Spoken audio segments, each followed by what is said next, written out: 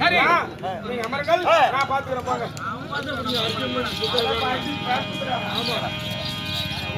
யாரு கேட்டு அடிச்சா பாருங்க படிப்படியாக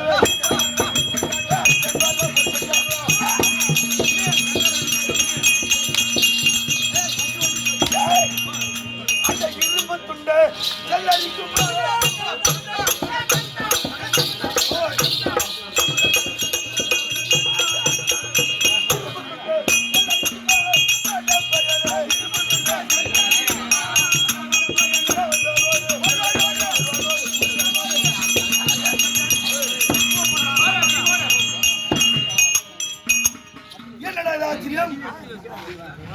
ஒருவர் பாடம் தெரிவிக்கின்றவன் அவனுடைய பாடமாகப்பட்டது. அவனிடக்கூடிய பாடமாகப்பட்டது என் காலிலே மலராகும். நான் இடக்கூடிய பாடமாக அவன் பாதத்திலே என்ன ஆச்சரியம். விவரம் கேட்டு கண்டுபிடிங்க. சரி ஆகட்டும், இன்னொரு முறை செய்து பார்ப்போம். பிறகு கேட்கிறான்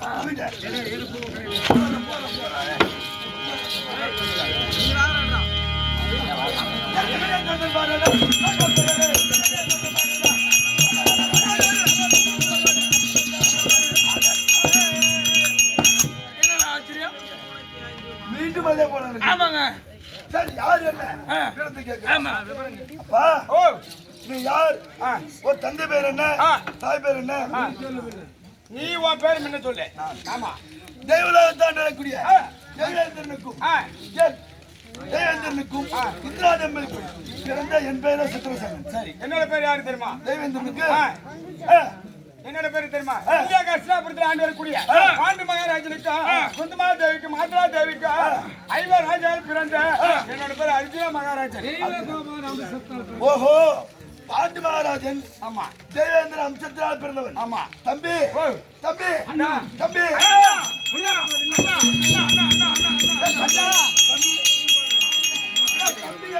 தெரியாமல்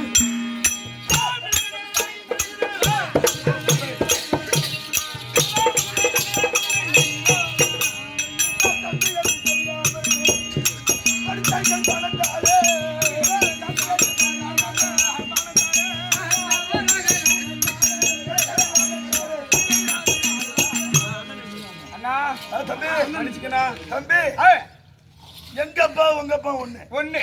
நான் தம்பி என்று தெரியாமல் பானம் கொடுத்தேன். ஆமா, நீயும் அண்ணன் என்று தெரியாம என் மீது பானத்தை கொடுத்த. ஆமா, நான் மன்னிச்சுக்கிட்டேன். சரி, எதற்காக நீங்க வந்தாய்? அபயம் என்று அண்ணா தர்மர். ஆமா, அண்ணா தர்மர் அனுப்பிச்சு விட்டாரு. அதனால பாக்குறது வந்தமா. நான் எதற்காக வந்தேன்? இந்த 6வது காமதேவ பருவம் நம்மளுக்கு சொந்தம். ஆமா, தந்தையாகிய தேவேந்திரனுக்கு சொந்தம். சொந்தம். இந்த சொந்தமானத்திலே அந்த துரியோதனன் 100 பேர்கள் வந்து சரிதான் அதாவது செய்தார். அந்த இடையிலெல்லாம் அவங்களை கோகுகளை ஓட்டிக்கூடிய ஆமா இடையிலெல்லாம் அபயமிட்டாங்க தந்தையாரிடம். ஆமா, தந்தையாரிடம் அழைத்து மகனே சித்திரசேனா, நம்ம ஆளுகளை மேய்த்த இடையர்கள் எல்லாத்தையும் அடித்து செய்துவிட்ட காசு பேசிட்டான். அந்த துரியோதனர்கள் எப்பேற்பட்ட முடிவு கொண்ட மன்னாகட்டும் சரிதான், நீ அவனை சிறைப்பிடித்து நீ தெய்வம் கொண்டு வாங்க. ஆமா, இப்ப அண்ணா கிட்ட போலாமா? போலாம், வாங்க போலாம், வாங்க. ஐயோ ஐயோ ஐயோ ஐயோ ஐயோ ஐயோ ஐயோ, அடித்து மடுத்துரோடு பார்த்தேன். இறந்துடுவான் நாட்டை நாமளே ஏமாத்தி வச்சுருவேன் பார்த்தேன். அண்ணன் தம்பியா ஒன்னா கூட்டான். என்ன தம்பி 99 பேர் உயிரோட விடுவானோ இங்க கொல்லு படத்து இல்ல. தந்திரமாக சோதாபுரிய தரும இருக்க பாரு, அவன்கிட்ட போய் நான் பேசிக்கிறேன்.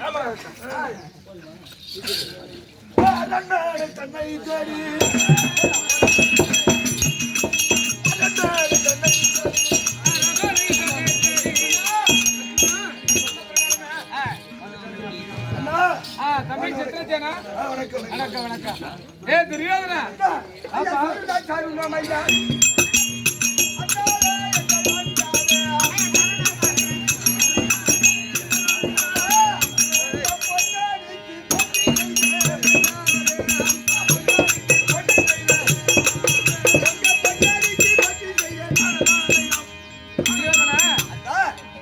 என்னுடைய அண்ணனுடைய நிர்வாகத்தை படுத்தபடினால் என்னாலும் நீ தில்லியாக அஸ்தினாபுரத்துக்கு அரசனாக இருக்க போகட்டும். எதற்காக நாட்டை விட்டு கனகத்திற்கு வந்தாய்?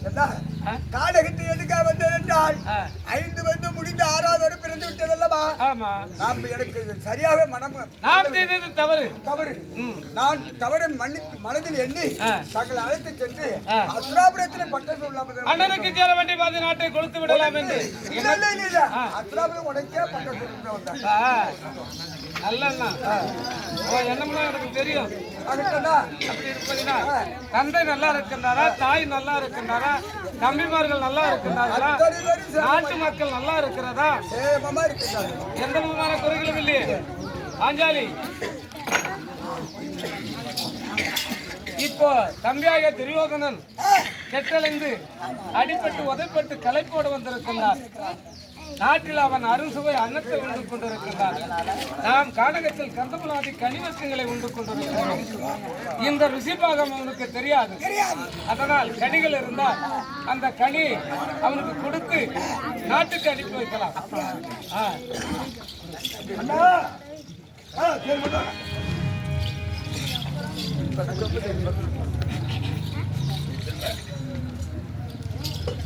தேவி ஆண்டவா, இதோ அண்ணனாகப்பட்டவரோ அஸ்திராபுரத்தில் இருந்து வந்து கனி கொடுத்திருக்கிறார். இவ்வளவு நேரம் வந்து பசியோடு இருந்திருக்கின்றார். அதான் கனி கொடுத்திருக்கிறார். சாப்பிட்டு பாருங்கள். என்னங்க அம்மா இவ்வளவு ஒரு டேஸ்டா இருக்கு? இருந்துருவார். சண்டாள பாவி மக்கள் காட்டிலே காரக்கனி சூரக்கணித்து சாப்பிட்டு சரி மழை தண்ணியை குடித்து இறந்துட்டு வருதார். இந்த கனியே இப்படி இருக்கிறதுனா அவன் எப்படி இருப்பாரு? ஆக அவர்கள் தந்திரமாகவே சரி ஆகட்டும். அண்ணா சரிமா துரியோதனா கொடுத்த பசியாக இருக்கிறீர்களா? இல்ல, நான் ஏற்கனவே சத்தியம் தவறாத மன்னனாக சந்திரகுலத்தில் பிறந்து விட்டேன்.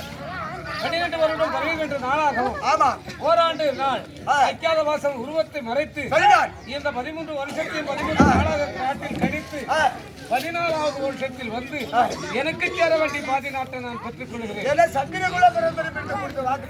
நான் சத்தியம் தவறாத மன்னர், சந்திரகுலத்தில் பிறக்கப்பட்டேன். அதனால் நீ டெல்லியாக அஸ்திராபுரத்தை ஏக சத்ராதிபதியாக ஆண்டு கொண்டது. இந்த டெல்லியாக அஸ்திராபுரத்தில் சித்திரஞ்சனால் அடிபட்டு வழித்தடம் தெரியாமல் இருக்கலாம். அதனால் உனக்கு ஆள் துணை அனுப்புகிறேன்.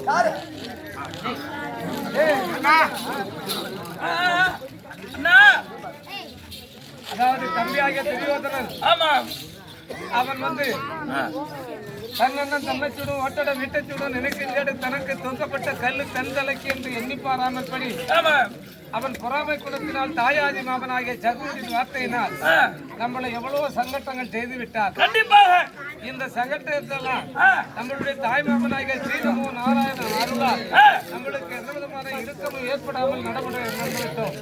இன்றைய நேரத்திலும் இந்த துரியனை வதைத்தவர் யார் தெரியுமா? இந்த துரியனாகப்பட்டவர் இந்த 6வது வனத்தில் ஐவராஜாக்கள் இருக்கிறார்கள். அவர் இறந்திருப்பாரா அல்லது உயிரோட இருப்பாரா? இறந்திருந்தால் இமக்கடனை முடிக்க வேண்டும், உயிரோட இருந்தால் திரும்ப வழிகட்டு அனுப்ப வேண்டும் அப்படி என்று எண்ணத்தோடு வந்தார். அப்படி வருகிற போது அதை பகவானாகிய மாமன் அறிந்தார்.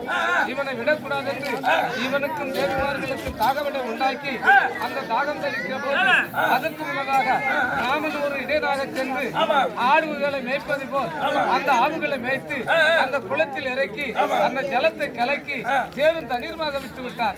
அப்படி விட்ட போது அந்த இடையிலை இந்த துரியனாகப்பட்டவன் தன் பலத்தினால் அடித்து விரட்ட அன்னவர் அபயமிட்டு தேவகுமார் இடத்தில் தந்தை இடத்தில் சொல்ல தந்தையாகப்பட்டவர் தன் தம்பியாகிய சித்திரஜனன் அனுப்பி வைக்க சித்திரஜனாகப்பட்டவனால் அடிப்பட்டவன் கஷ்டப்பட்டவன்.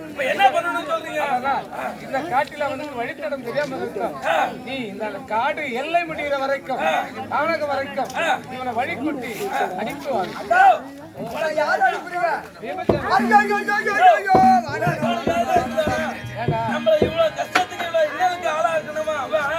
அவனை கொண்டுட்டு போய் அவன் எல்லாரையும் கொண்டு போய் விட்டுடுவான்னு சொல்றீங்க, நியாயமா?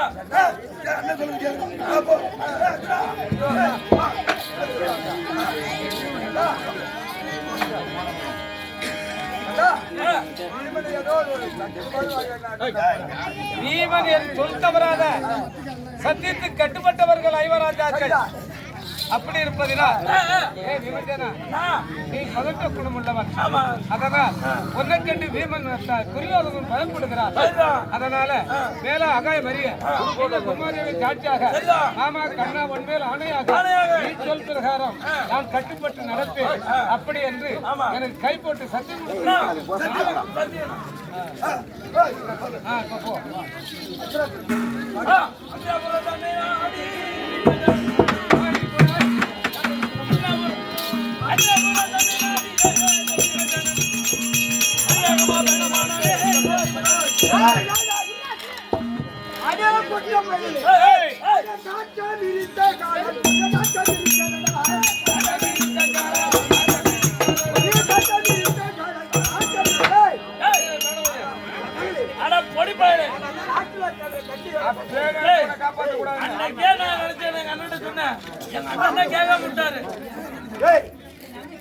எப்படி அவனை பக்கப்படுத்தணுமோ அதுபோல முத்தம் என்று சொல்லி சாணத்தை சரி முத்தம் தெளிக்கலானே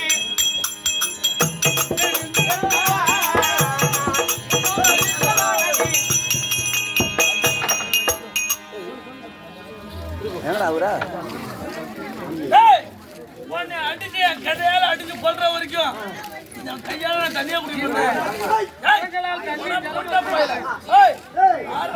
எப்படி இருந்த 12 வரை ஓராண்டு கழித்து வந்து பச்சைக்கு வழிகாலம் நடக்கப்படுகிறது. அப்ப அடித்து கொண்டு மடித்து எதே போட 4 வருஷம் எங்கடா அதோ கேளுங்களே இவண்ணமாகத்தானே இன்று நடித்த துரியோதனன் கர்வ பங்கம் என்ன சித்திரசேனன் அர்ஜுனன் சண்டை என்ன பகவான் சூட்டி என்ன நாடகம் இதோட முற்றி பெற்றது. இந்த நாடகத்தை ஆடின பேர்களும் பாடின பேர்களும்